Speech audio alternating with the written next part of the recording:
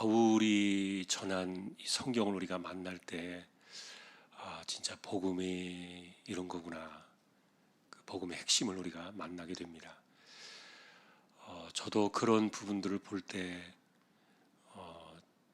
정말 내 믿음이 진짜인가, 내가 복음에 정말 그 깊이 속에 제대로 들어가 있는가, 그런 것들을 생각해 보게 돼요.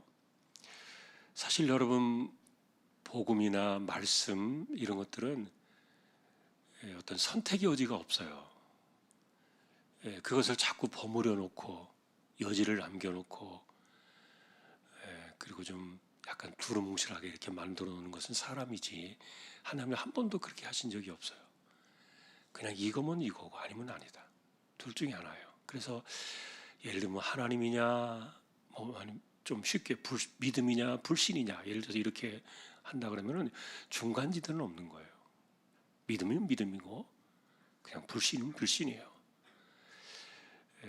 그래서 어떤 그 가능성의 퍼센트 이런 것은 사람이 자꾸 만들어내는 그런 불순한 그런 유산일 뿐이지, 하나님은 한 번도 그렇게 하신 적이 없어요.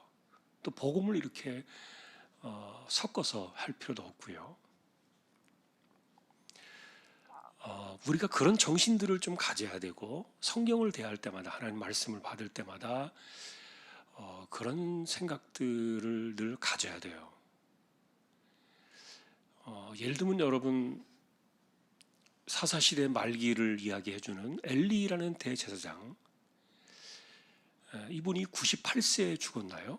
98세에 목이 부러져서 죽었어요. 그런데 그분의 그 마지막이 굉장히 좀 불운했잖아요, 우리식으로 말하면은.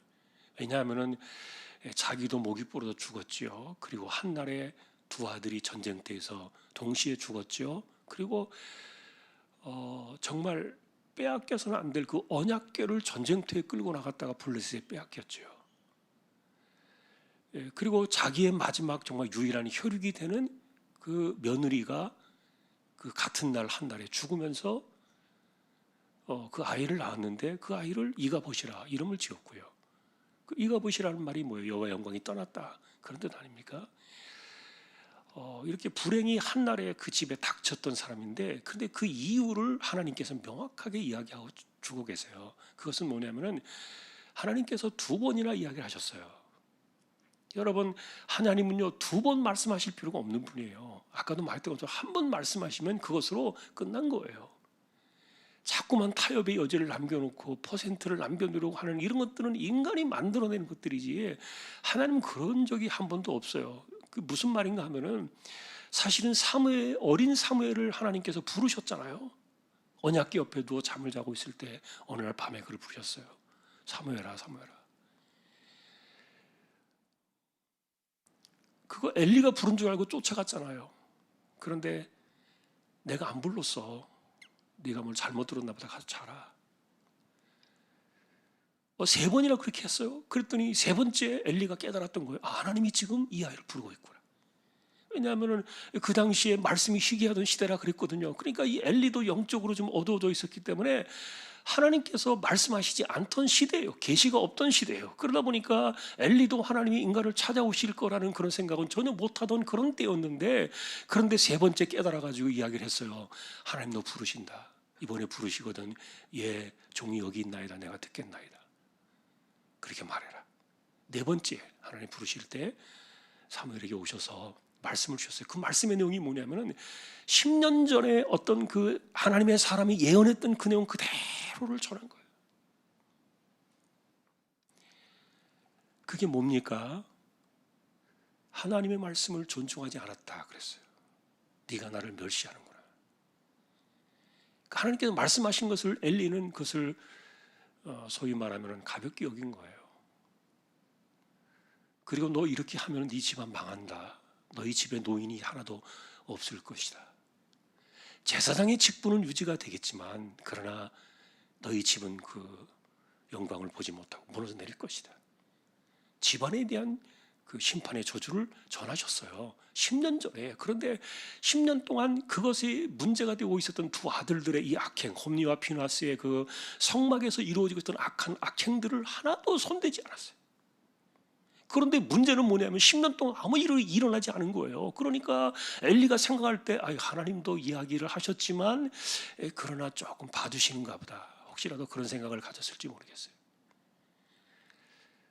하나님께서 그 저주의 때를 좀 미루셨을 뿐이지.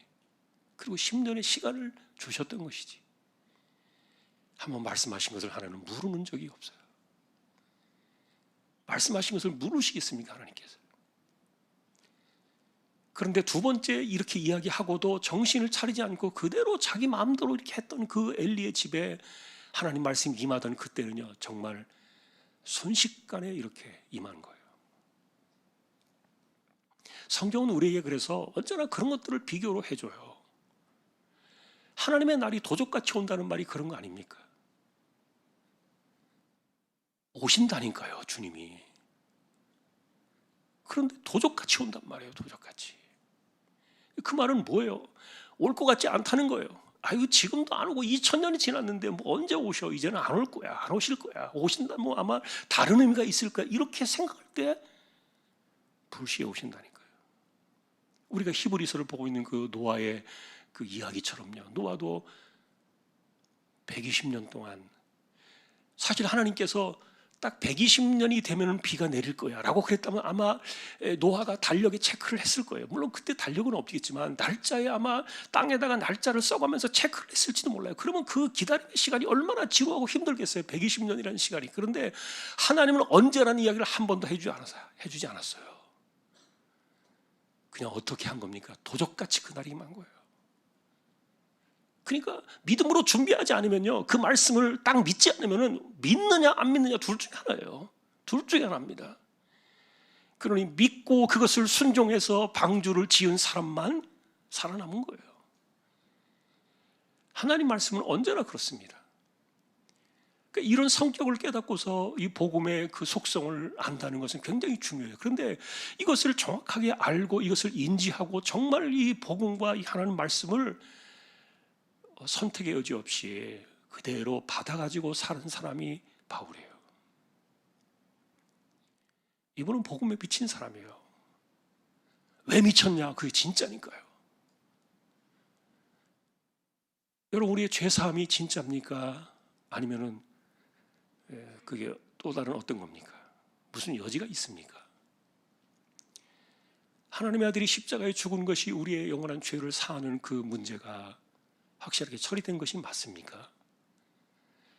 그리고 하나님의 아들이 이 땅에서 그렇게 어린 양의 화목제물로 자신을 드리셔서 우리에게 주신 그 구원 사건이 우리에게 영원한 생명, 그것만이 아니라 우리로 하여금 부활의 그날에 그분과 똑같이 그 영광스러움을 잊게 되는 그 약속들, 여러분, 이게 진짜입니까? 아니면 그럴 가능성이 있는 겁니까? 이런 이야기에 대해서 바울은요, 자신의 몸을 빗대어서 이야기를 한 거예요. 무슨 말인가 하면 내 몸은 지금 늙어가고 있잖아요. 실제로 바울이 이 고린도 교회 편지를 보낼 때도 그가 그렇게 뭐 젊은 나이는 아니에요. 실제로 이 고린도는 유럽이잖아요. 지금으로 말하면 그리스 땅이에요. 그러니까 소아시아 7지역은 달라요. 거기서는 배를 타고 넘어가야 되는 거예요. 배를 타고 넘어가서 제일 먼저 만나는 곳이 빌립보예요. 그리고 빌립보를 밑으로 내려가면 데살로니가 나오고, 그 다음에 데살로니에서 또 한참 밑으로 내려가면 거기서 고린도가 나오는 거예요. 거긴 유럽 땅이에요. 그러니까 소아시아 지역으로부터 이 유럽 땅, 이 고린도는요, 상당히 멀어요. 이게 며칠에 갈 수 있는 그런 거리가 아니에요. 그런데 어쨌든 이렇게 고린도 교회 편지를 보낼 때 그가 복음을 전하고 난 이후에 이 편지들을 썼기 때문에 그때 바울의 나이가 많았을 거란 얘기예요. 나이도 많고, 그리고 실제로 여러분 이 걸어다니는 병원 같은 사람 아닙니까, 바울이? 여러분들이 생각할 때 그가 몸에 그 고쳐달라고 얘기했던 그 가시 문제 있잖아요. 가시. 그게 뭡니까? 뭐 우리가 늘 하는 얘기입니다만 어떤 사람들은 어쨌든 그 성경에서 나와 있는 내용을 본다면 바울이 가졌던 그 가시의 문제는 아마 가장 정확한 것 가운데 하나는 아마 눈병이었을 거예요. 눈병, 안질. 이게 가시가 아니었다 할지라도 바울은요 눈병 때문에 무지하게 고생을 했어요. 옆에서 보는 사람들이 바울 때문에 이 눈 때문에 고생하는 바울을 보면서 너무너무 마음이 아파가지고 차라리 우리 눈을 빼줬으면 좋겠다. 그 성경에서 그가 늘 듣던 이야기를 쓴 거니까요. 갈라디아 교인들에게. 그러니까 바울이 이렇게 눈 때문에 고생을 하는 것은 분명히 맞는데, 그러나 이제 또 다른 기록들을 보면은, 고대 기록들에 나와 있는 것들을 보면은 어쨌든 뭐 혹시 간질은 아닌가 뭐 그런 얘기들을 많이 하잖아요. 그러니까 몸의 약함을 갖고 살다 보니까 바울이 지금 점점점 쇠약해지는 거예요. 그런데 이 쇠약해지면은 인간적으로 생각해 볼 때 염려스럽잖아요. 아프면 여러분 어떤 생각이 듭니까? 그 아픈 것에 대해서 정말 벗어나고 싶고 그런 간절한 마음도 인간의 본성이잖아요. 우리 마음속에 있는. 근데 이분은 그게 별로 관심이 없는 거예요. 자기가 지금 몸이 아프고 막 몸이 낡아져 가고 힘들어져도 별로 관심이 없는 거예요. 우리가 지난번에 보았던 것 앞에 있는 그 내용들을 다시 한번 돌아본다면은 나는 질그릇이다는 거예요. 나는 질그릇이다. 내 인생은 내 안에 보배가 있으면 됐지. 내 질그릇인 게 이게 무슨 그 의미가 있느냐 하는 거예요. 나는 질그릇이든 뭐 나무 그릇이든 깨지든 뭐 상관이 없다는 거예요. 왜냐하면 그 안에 있는 보배이신 그리스도만 나타나고 그분만 영광을 받으면 되니까. 그분만 존귀 여김을 받으면 되니까. 그러니까 뭐 내가 우겨쌈을 당해도 내가 쌓이지 않는 이유는 그분 때문이다. 이것은 나 때문이 아니다. 이렇게 말했잖아요. 지난번에. 내가 답답한 일을 당해서 낙심하지 않는 이유는, 나에게 낙심하지 않는 힘을 주시는 이유는 나 때문이 아니라 그분 때문이다. 왜냐하면 그분이 손해를 보시니까. 바울이 아직도 할 일이 남았잖아요. 내가 할 일이 남았는데 내가 만일에 여기서 무너져가지고 인생이 스톱돼가지고 내가 주님께로 가면 손해볼 사람은 나는 아니다. 주님이 손해보시지 나는 아무 손해가 없다. 나는 빨리 가고 싶다. 왜요? 그가 믿었던 그 영광과 그리고 그 하늘의 그 영원한 생명과 그리고 훗날 그리스도와 같아지게 될 그 부활의 영광, 이런 것들은요 바울이 가진 믿음의 진짜였으니까요. 믿음의 진정성을 이야기하는 거예요. 그러니까 자신이 믿고 있는 이 복음 사건에 대한 그 영원한 그 영광의 그 결말에 대해서 그것이 내 삶에 지금 어떻게 영향을 미치고 있는가를 지금 거꾸로 이렇게 우리가 추적해 보는 거예요. 말을 하고 생각하는 그 모든 것들이 정말 하늘의 영광에 빗대어서 내가 내 인생을 비교하면서 살고 있는가 하는 겁니다. 그러니 바울 같은 분들은 우리가 알고 있는 것처럼 그분의 목이 잘려 나갔을 때 머리가 이렇게 3번 튀었다 그랬잖아요. 3번. 머리가 이렇게 3번이 튀었어요. 그래가지고 3번이 튀었는데 그 3번이 머리가 튀어서 이렇게 떨어진 그 자리에 샘이 터진 거예요. 근데 이게 전설처럼 남아있는데 실제로 샘의 자리가 있어요. 지금도 이탈리아에 가면. 그리고 그 바울이 순교를 당한 그 갇혀 있었던 그 감옥과 그다음에 목베임을 당했던 그 자리가 있어요. 그리고 바울이 목베임을 당할 때 이렇게 머리를 옆으로 뉘어놓고 위에서 큰 도끼 같은 칼날로 머리를 쳤는데, 그러니까 뭐 단칼에 목이 잘려 나간 것이죠. 근데 그 돌이 있어요. 지금도 그 큰 돌이 오랜 세월 동안 수많은 사람들을 거기에서 목을 잘라가지고 피를 흘리게 만들었던 그 피가 이게 막 뭡니까 검은 그런 그 자국으로 그 돌 위에 지워지지 않은 채 그 남아있는 그 큰 돌이 있어요.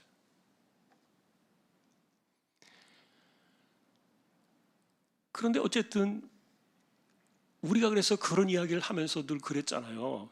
다른 사람은 다 몰라도 이 사람은 그렇게 죽으면 안 된다. 우리는 뭐 사실 바울하고 이렇게 비교해 볼 때 뭐 비교도 안 되는 사람들이고요. 그리고 실제로 이분이 하나님 앞에서 충성되고 헌신하며 주를 위해 살아갔던 그런 것들을 비교하면은 정말 세 발의 피 아닙니까? 어떻게 바보라고 비교를 하겠어요? 그러니 최소한 우리가 생각하는 그런 개념과 관점으로 본다면 이분은 건강해야 되는 거예요.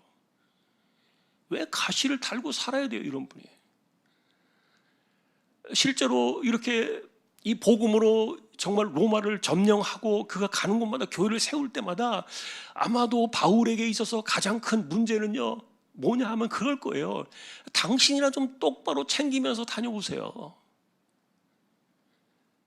당신도 그렇게 비실비실해가지고 제대로 자기 몸 하나 건사하지 못하면서 무슨 뭐 복음을 전하겠다고 그러고 다니고 있는 겁니까? 아마도 이런 말들이 바울에게는 상당히 힘든 이야기 중에 하나였을 거라고 보는데, 그런데 그럴 때마다 바울은요 도리어 더 이렇게 막 세상적인 인간적인 말로 하면 오기가 막 솟아나는 게 뭐냐면은, 내가 이럴수록 그리스도의 그 영광, 그리고 내게 주어진 그 하나님 나라의 영광이 점점 더 가까워오고 있다는 그런 그 의식 속에서 더 자신감을 얻고 더 힘을 얻는 거예요. 그런 소리가 이 사람을 기를 죽게 만들고 더 침체하게 만들고 낙심하게 하는 게 아니라 도리어 막 힘을 내게 하고요. 왜냐하면 그가 믿고 있는 그 복음의 진실이 그게 진짜니까. 그래서 자기가 믿는 그 삶에 대해서 아까도 우리가 이야기했던 것처럼 이분은 정말 세상에서요 육신적으로는 대접을 받지 못했어요. 모든 사람들이 그래야 된다는 건 아니에요. 이분은 특별한 케이스예요. 우리가 다 그렇게 살자 그렇게 말하는 것은 너무 위험한 이야기예요. 자신도 없고요. 만일에 그렇게 되어지면요 도망갈 사람들이 한둘이 아닐 거예요. 예수님이고 천국이고 뭐 믿음이고 다 버리고 도망갈 사람들이 아마 적지 않을 겁니다. 그건 그 정도로 바울이 견뎌낼 수 있는 영적인 힘이 있었기 때문에 그래요. 이분은 우리하고는요 신앙의 레벨이 달라요. 그리고 가지고 있었던 그 영적인 그 레벨이 달라요, 이분은. 자, 그런데 우리가 이런 것들을 바라보면서 이분에게서 어떤 뭐 칭찬과 그런 것들을 보자는 얘기 아니에요. 자기가 믿고 있는 복음이 진짜냐 하는 거예요. 내가 믿고 있는 복음이 진짜냐. 내가 입으로 고백하고 내가 붙들고 오지 않은 그것이 진짜냐. 그것이 내 삶을 얼마나 영향을 미치고 그것이 내 삶에 얼마나 진짜 내 삶을 만들고 있는가. 그것을 보여주는 거예요. 어쨌든 바울은 그 이야기를 자신의 낡아져가는 몸을 비교하면서 이야기를 했다는 거예요. 그러니까 반대로요, 이분은 굉장히 거꾸로 이야기하는 거예요. 내 몸이 낡아져 갈수록 지금 기분이 좋은 거예요. 뭐 기분이 좋다는 말은 그렇지만 기뻐하는 거예요. 내 몸이 낡아져 갈수록. 왜냐하면 내가 하나님께로 가는 그날이 점점 더 가까워오고 있기 때문에. 그래서 내 몸과 내 육신과 이 세상의 삶이 점점점 낡아져 갈수록, 빛을 잃어갈수록 반대로 이 속사람은 점점 더 빛을 바라면서 강건해지는 거예요. 여러분, 이런 우리 오늘 이 구절 속에서 이분이 자신의 낡아져가는 그 몸을 바라보면서 아쉬워하는 거, 그런 거 볼 수 있나요? 그런 것이 전혀 나와 있지 않아요. 자, 우리가 이제 바울의 이야기를 이렇게 보면서, 그래서 우리가 이분처럼 우리가 이렇게 살아야 마땅한데 뭐 그렇게 되지 못한다 하더라도 어쨌든 그러나 우리는 한 번 더 질문을 던져봐요. 내가 믿는 이 믿음이 진짜냐? 그리고 이 믿음은 정말 내 삶에 내가 당장 무슨 일을 만난다 할지라도 나는 변질되지 않을 수 있느냐? 어쨌든 바울이 바라보았던 것은 보이지 않는 것이었어요. 그리고 자신의 육신과 자신의 인생의 시간조차도 이것은 잠깐 지나가 버릴 보이는 것이라고 거기에다가 분류해 놓은 거예요. 그러니까 바울이 딱 이분은 이분법적이라고 표현하면 이제 뭐 나쁜 의도의 이분법이 아니라 내가 여기 살고 있지만 그러나 육신은 세워져 가고 이건 잠깐 있다 없어질 그런 안개와 같은 것이고 그러나 영원한 것이 있으니까. 그래서 무게와 인생의 시간과 이런 것들을 거기에 점점 더 이렇게 많이 비중을 두는 거예요. 육신이 이렇게 쇠약해져 갈수록 영적인 것에 대해서 많은 비중의 퍼센트를 올리는 거예요. 이렇게. 보이지 않는 그 영원한 것에 대한 그 믿음이 이게 진짜라는 그 확신이 없었다면 이렇게 못하는 거죠. 우리는 그것을 믿는 건데요. 우리가 그것을 믿고 우리가 그것을 따라가는 것인데. 그래서 오늘 우리가 처음부터 그 이야기를 했습니다만, 하나님께서 우리에게 주신 그 아들을 십자가에 내어주신 사건은요, 그냥 장난으로 하신 이야기가 아니에요. 그것은 신화나 우화도 아니에요. 실제로 하나님께서 그 아들을 십자가에 내어 주실 때 우리가 잘 이해하지 못하는 하나님의 깊은 그 고통의 시간들이 있었잖아요. 그 아들을 내어주실 때 그 고통의 시간들을 사실 우리가 알 수 있도록 상징적으로 보여준 사건이 무엇입니까? 저는 그 어둠의 사건이라고 생각해요. 어둠의 사건. 딱 12시부터 숨을 거두는 그 오후 3시까지 우리 시간으로 말하는 거예요. 그 시간까지 어둠이 임했어요. 이거 뭐 하나님께서 뭐 그 어둠이 있다고 해서 그 못 보시겠습니까? 그런 분은 아니시지만, 그러나 그 상징성이 있다고 보는 거예요. 덮어버리신 거예요. 비록 하나님께서 구원을 이루시기 위하여 오랫동안 계획해 오셨던 하나님의 구원 사건을 이루시는 정말 절대적인 그런 시간이었지만, 그러나 그 대상이 바로 하나님의 아들이셨기 때문에 그는 또 하나님이시잖아요. 단순하게 아들만 되신 것이 아니라 동일하신 하나님이시잖아요. 그러니 이런 사건들이 일어나고 있었던 그런 사건들을 통해서 우리에게 주신 이 구원 사건이나 이 복음의 영광, 그리고 이 영생에 대한 이 부활의 소망, 이런 것들이 그저 단순하게 그냥 되어진 것이 아니라는 거예요. 자, 마지막으로 하나 더 우리가 이 부분을 본다면, 이분은요 딱 이 천국에 꽂혀 있어요. 영원한 생명에 자신의 인생이 딱 꽂혀 있는 사람이에요. 그래서 무엇을 말하든지 어떤 상황이든지 그것 가지고 비교를 다 해요. 우리가 가게 될 그 천국의 영광과 모든 것을 다 비교해서 생각하는 거예요. 인생을 그렇게 판단하는 거예요. 그것이 자신의 인생을 해석하는 모든 것의 기준이 되는 거예요. 딱 거기에 꽂혀 있는 것이죠. 자, 여러분, 이것이 이제 바울이 전하고 싶었던 그 고린도교의 편지를 받던 그 사람들의 그 당시의 심정인데, 여러분, 우리가 이 바울의 이와 같은 심정을 동일하게 느낄 수 있다면 우리는 오늘 이 성경을 보면서 성공한 거예요.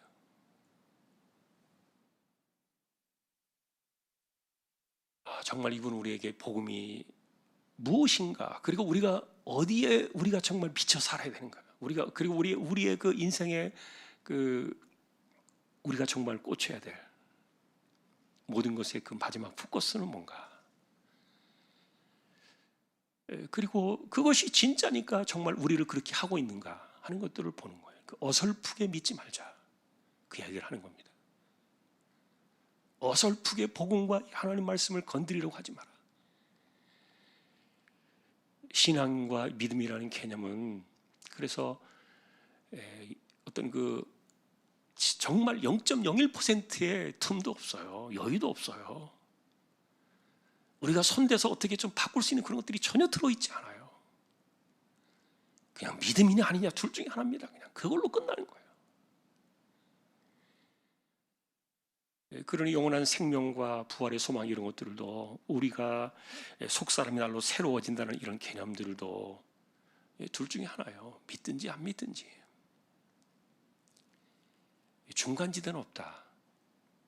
확실하게 선을 긋고 살아야 그것이 우리 진짜 믿음이고요. 우리가 성경을 통해서 만나는 그 바울 사도의 그 진심이에요. 그의 진정성을 만나는 거죠.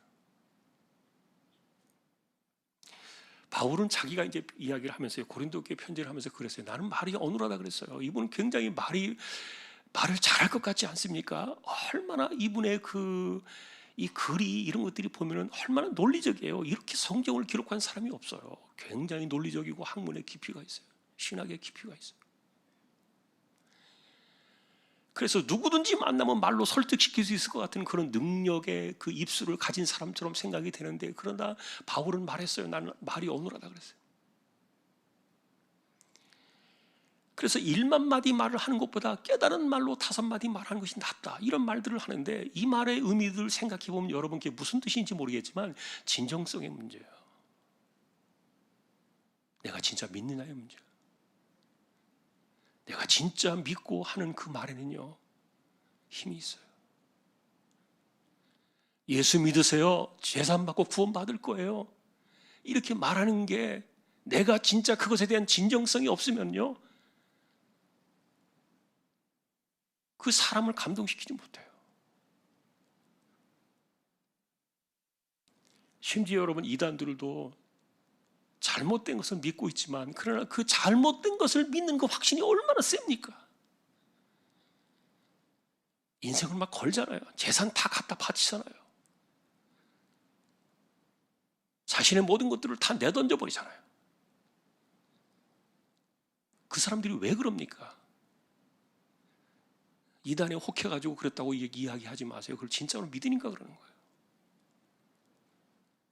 내가 진짜로 믿을 때 내 삶에 뭔가 분명히 그 증거가 나와요. 내 말 속에서, 그런데 그 언행 속에서, 내 삶 속에서 그 진짜가 나오는 거예요.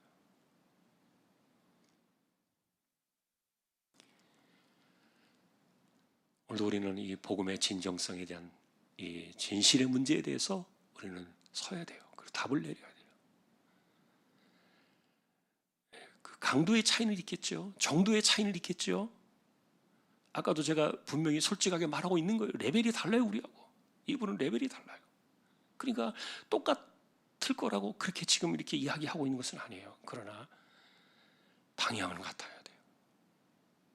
방향은 같아야 되고, 그리고 그가 바라보고 인생을 찍어 놓았던 거기에 뭔가 초점이 맞춰져 있었던, 뭔가 꽂혀 있었던 그 영원한 그 소망에 대한 이런 부분들은요, 똑같아야 돼요. 정도의 깊이는 다르지만 그러나 방향은 같다. 오늘 우리가 이런 말씀들을 생각하면서요, 복음의 진정성을 한 번 더 우리가 생각해보고, 그것이 우리의 삶에 정말 깊이 들어와서 내가 하는 말이나 그리고 내가 살아가는 삶의 방향, 이 모습들을 통해서 복음의 진정성을 드러내줬으면 좋겠다. 우리 육신은 낡아져 가지만 속사람은 새롭다. 자신의 몸을 빗대어서 이렇게 진정성을 표현해 줬던 바울의 그 이야기를 우리가 헤아리면서 그 의미들을 우리가 깊이 좀 더 나아가는 저와 여러분들이 될 수 있기를 주님의 이름으로 축복합니다. 기도로 나아가겠습니다. 오늘도 교회를 위해서 기도해 주시고, 우리 가운데 연약한 이들, 아픈 사람들, 특별히 암 치료하는 분들을 위해서 기도해 주시고요. 우리 자녀들, 그리고 또 이 땅에 바른 정치가 좀 되도록 기도해 주시고, 전쟁과 지진으로 고통을 당한 이들 하나님이 돌아봐 주시도록 함께 기도해 주시면 좋겠습니다. 통성으로 같이 기도로 나가겠습니다.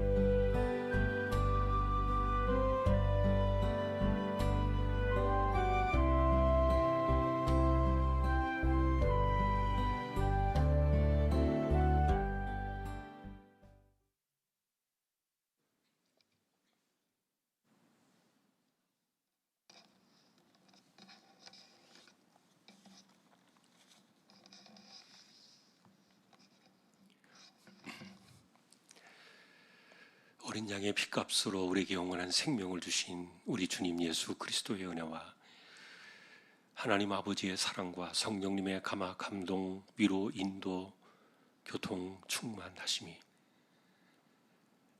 영원한 생명을 바라보며 그것이 우리의 삶을 해석하고 우리의 삶을 만들어가는 믿음의 진리 위에 굳건히 서서 승리하기를 원하는 우리 모든 심령들, 주왕의 가족들 위해 이제로부터 영원까지 항상 함께 있을지어다. 아멘.